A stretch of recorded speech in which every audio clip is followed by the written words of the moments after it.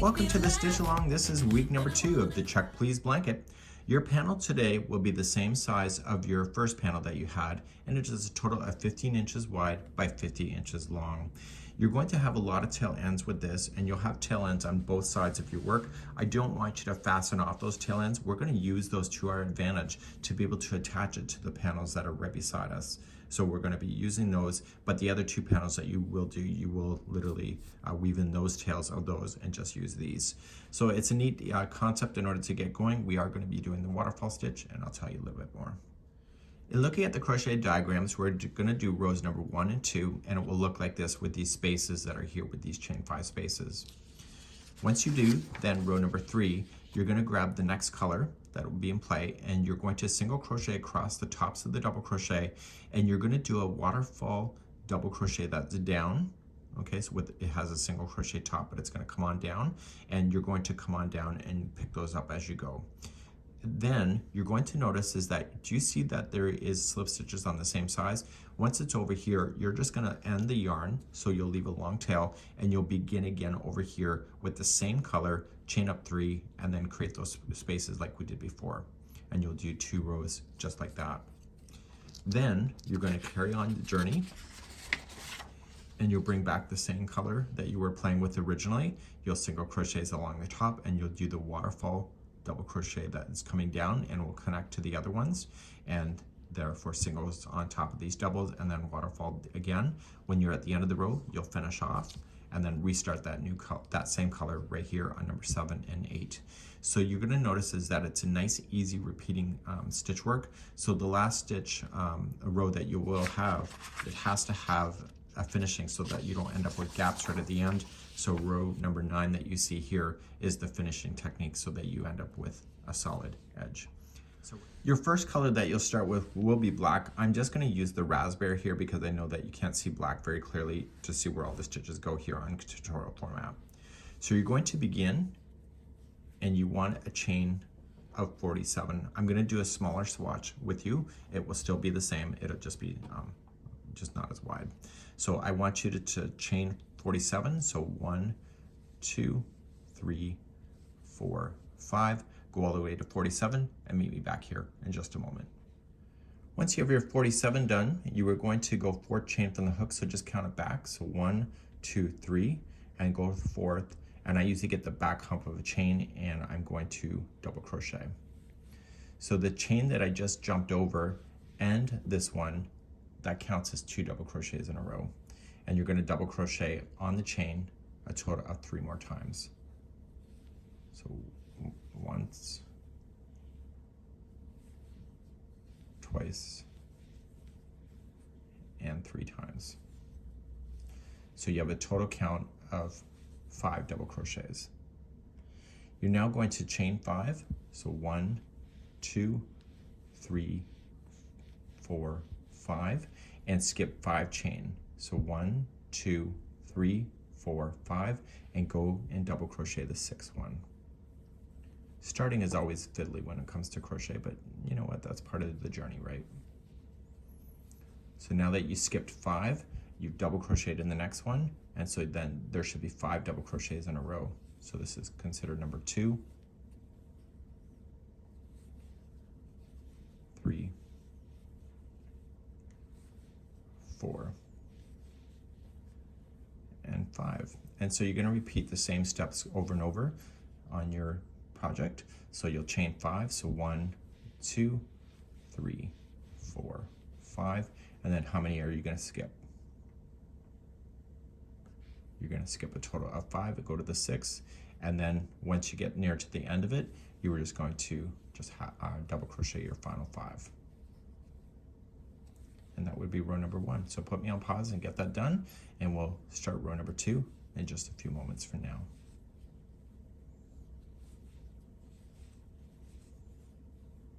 And there we go.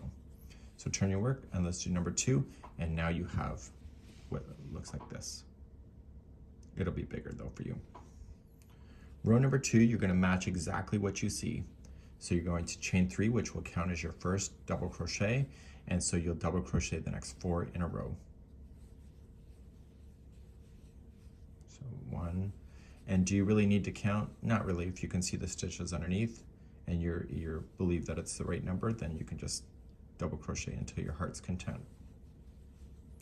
When you get to your space, you want to match the space distance, so you're going to chain 5. So 1, 2, 3, 4, 5, and then just jump over to the first double crochet on the other side of the space and double crochet the next 5 there.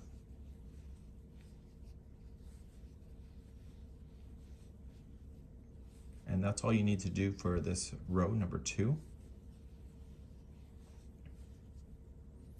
And when you hit a space again, just chain your 5, jump on over, and chain 5 to jump, and then just go right into the end. So we'll do that together. Where new crocheters go wrong is that they don't identify the turning chain as a legitimate stitch. So I want to just make sure that you know that there's a 5 here at the end and where to stick your hook on the last stitch. So that turning chain always looks a little weird, right? So you want to go, and when you double crochet, you don't want to go into a space. You want to go right into the chain work itself to make that go up. And that was row number 2. And what we need to do at this point is that we need to end the color. So I'm going to have you snip the color, leave it a little bit longer than you normally would, so that you can use it to sew together to the next panel, and then just pull through and lock it. And then turn your work, and we're going to begin row number 3 with another color. Let's do row number 3. Again, I'm just substituting the colors. So this would be technically white, so this would be black, and then the other one's off-white. So I'm going to start off, and I'm going to start with a longer tail than I normally would keep, because I may want to use that to sew to its neighbor. And I'm just going to stick it in the top of the first stitch of the 5, and I'm just going to yarn over and pull it through. Chain 1 and get this strand to be out of the way on the outside, and single crochet in the first stitch. So in the tops of these double crochets, you were just going to single crochet. So there's going to be a total of 5 in a row. So the first one plus the next 4 equals 5.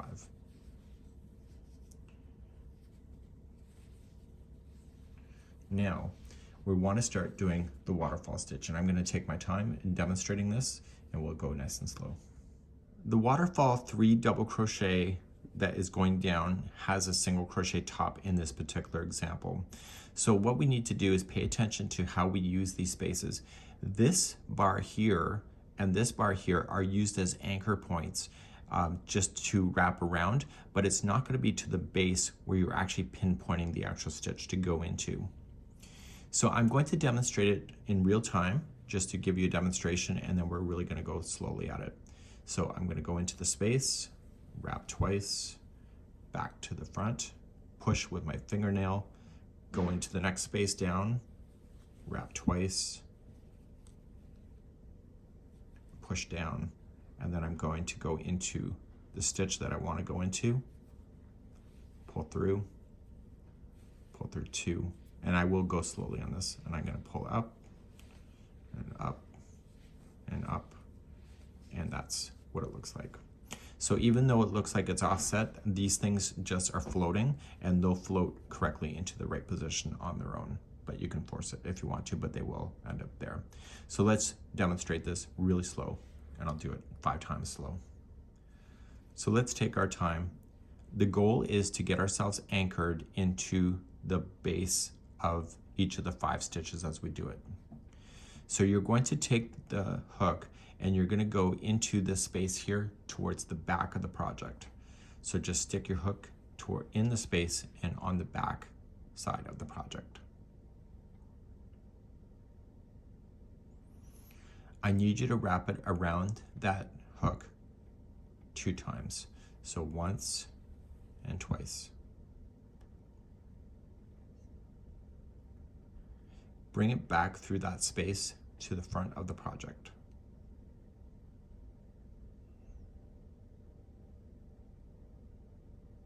Use your fingernail or your finger and just push those 2 down the shaft.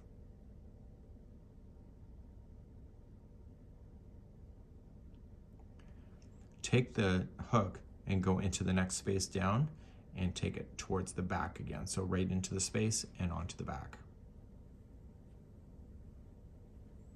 How many times are you going to wrap it? It's going to be wrapping twice.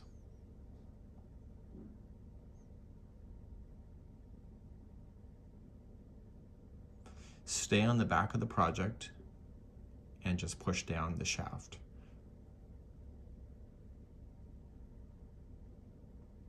Use this finger here to stabilize, and you're going to look for the first stitch that's in a row on the back. Okay, so if you look at it from here, you want this one here. So you're going to go right into the actual stitch. I'm going to go into the back hump of that. And I'm just going to go in.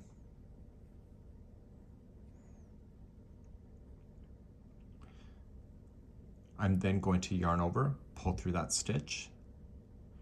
And now everything is in twos all the way back to the top. But the way that these bars are working, that's the thing that you got to pay attention to the most. So you're going to yarn over and pull through the first 2 loops. You're going to yarn over, pull through the next 2 loops, but you're also going to pull beyond the bar here so it falls off the needle or off the hook. So yarn over, pull through the 2, and also beyond that bar, and let that fall out. And when this goes up, it's going to lock the stitch around that bar. So yarn over, pull through 2, yarn over, pull through 2, and then beyond the bar.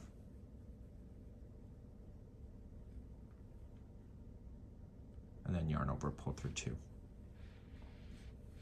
And that was it. And you can just let it rest, or it will stabilize itself. But if you want to push it over just so it's easier to see, you can do that. So let's do it again. So you're looking for the space. So take the hook and go into the space towards the back.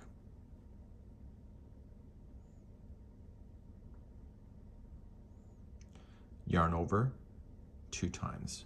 So once and twice.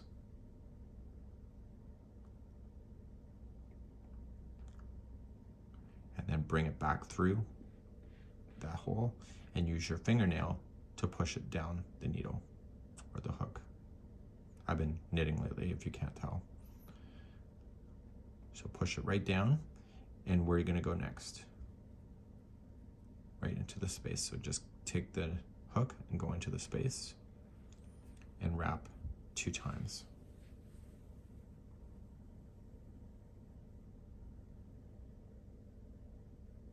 Stay on the back, and you're going to get the next stitch that's in a row. I can see it right there, and you are going to slip it into that stitch.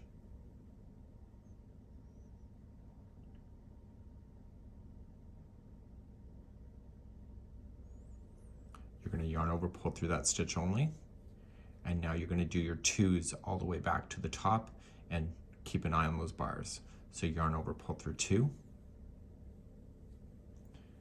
yarn over, pull through 2, and slide the bar off. So just keep going, pull through the 2 and get that bar to come off. Yarn over, pull through 2, yarn over, pull through 2, and get that bar to slide off. And then yarn over, pull through 2. And now you can take a look at your work. And again, these will all line up perfectly later, but you can move it over if you wish. Let's do it again. Space, going in, and you're going to wrap twice.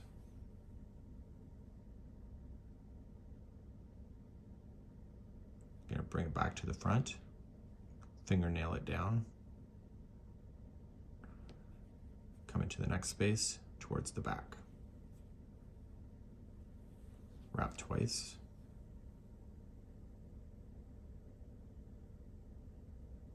And go for the next stitch.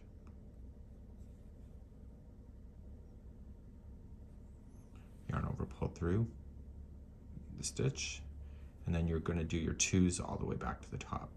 So yarn over, pull through 2, yarn over, pull through 2, and slide the bar with it.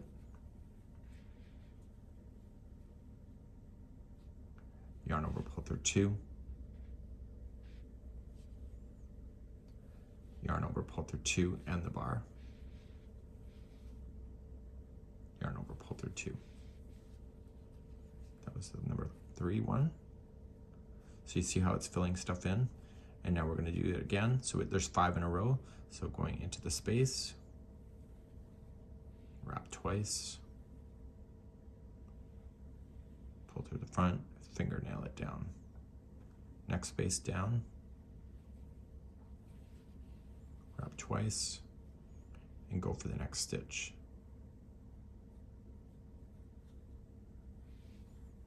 Pull through, and then do your 2. So yarn over through 2, yarn over, pull through 2 and the bar, yarn over, pull through 2, yarn over, pull through 2 and the bar, yarn over, pull through 2.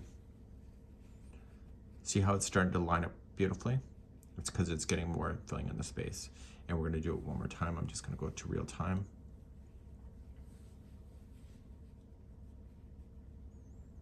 If you can access it without turning it over, you don't have to turn it over, but it's just easier to look at. So yarn over, pull through 2, 2 plus the bar, 2, 2 plus the bar, and then 2. And there is the 5 that are filled in, and then you're going to move to your double crochet, so then you'll just single crochet across the top. So what I want you to do is every time there's space going down, fill it in with the waterfall stitch that I just showed you on the tops of the double crochets. Just put in single crochets, and I'll meet you at the end of the line in just a moment. This is row number 3. So I'm coming up all the way to the end, and I'm just going to go into that chain here and just into the chain itself. Now this is going to be the end of this coloring here at this moment. You need to just trim an extra long tail, okay, just enough to put it through a tapestry needle. And you don't want to turn the project. You want to go back to the original here on this side and start row number 4 and 5 from this side. So let's begin number 4. So let's start row number 4. And we're just continuing the same color that I just used. And these look better on the right side of the work, plus the next row looks better on the right side of the work. So that's why they're having you come off on this end and restarting again on this side. And you'll restart in the first one of the grouping of 5. So just join it, chain 3, leave the tail out of the way. You'll deal with that later. And you're going to double crochet the next 4 in a row. So you're double crocheting the single crochets that you had. Now that you've gotten started, you can clearly see where the waterfall stitches is happening. And so we're going to jump over those by chaining 5. So 1, 2, 3, 4, 5. And then just come on over to the next single crochet to jump over the 5 and double crochet the next 5 in a row. And you're going to do that all the way across for row number 4 that you see here.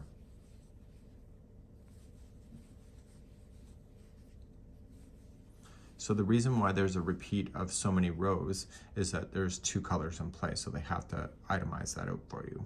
So chaining 5, jump over the waterfalls, and then just come on to the other 5 on the other side. Do not fasten off the yarn. We're going to turn our work and do number 5 in just a moment, so I'll be right back. So turning our work, we're going to do number 5, and it's exactly what you already know. You're going to chain 3 and double crochet the next 4 in a row. So that gives you 5 on the end as well. And what do you think you're going to do when you see that chain 5 space? You're not going to waterfall if you said that. You're going to jump the space. So you're going to chain 5, jump the space, and double crochet the next 5. And you're going to do that all the way across for row number 5. And then this color will be technically done, and then we're going to reintroduce the first color once again. In your case, it would be black, because this is technically off-white in the pattern. Okay, and you'll go all the way across, and then you'll finish your final 5 in the end. And again, watch that turning chain or that beginning chain that you had, and make sure you go right into the top of that chain. Okay, so just look for the grouping of 5. It's an easy count. And then you're going to fasten this yarn off. So again, a longer tail. Just pull it through to lock it. Turn your work, and we're going to begin number 6. So row number 6, we're going to carry on in the pattern. We're going to change it back to the original color, and you're going to join it to the first one. Chain 1 and single crochet the first 5 in a row. Leave that long tail out so you can use it to sew later if you need to. And then what do you think you're going to do with those chain 5 spaces? Yeah, you probably said it already. It's the waterfall stitch. So I'll just demonstrate it in real time because we've already gone through it slow. So just go on down. It feels like a slow process, but you're doing 3 rows at one time with just 1 stitch. So when you get to the end, you realize how much work you've really done just within each stitch work itself. And so now you're coming down and doing your waterfall stitch. So you do all 5 of those. You're coming to the top of the stitches. You can clearly see what the tops of the stitches are now versus the chain that you were in originally. So you can see you're just going to go into the next one. And if you want to turn it over, if it's easier, you do that. Okay, and so you'll do all 5 just like that. You'll single crochet in the tops of the double crochets, waterfall downs, and then single all the way to the end. So we'll meet you at the end of this in just a moment. So I'm coming up all the way across with this color, and I want to end the color on this side. So don't forget, you have to do that every time you're just crossing for the first time with that color. You see how it kind of looks a little offline? I wanted to leave that on purpose for you. That stuff kind of will realign itself. You'll notice that in the future. And when you go to block and do final touches, kind of just pull things and things will just naturally work itself out. So don't worry about that stuff yet.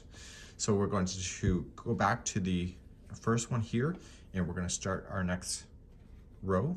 So that was number 6. So 7 and 8 is with the same color you just used.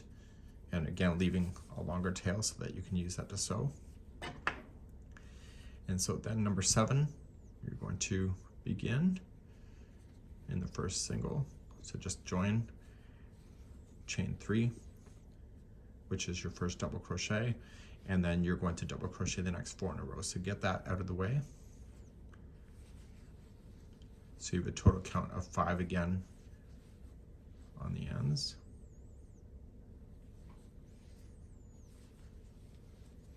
And then what are you going to do to jump over the waterfall stitches? Yeah, you're going to chain 5. So 1, 2, 3, 4, 5. Jump on over, come over to the next single crochet, and just do the next 5 in a row, and you'll do this all the way across. So at the end of row number 7, just turn your work, and you're going to start again. So chain up 3, and double crochet the next 4, so you have a total of 5 in the end.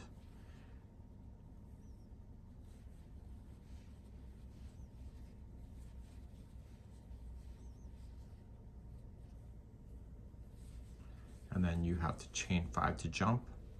1, 2, 3, 4, 5, and then double crochet the next 5 double crochets that you'll have.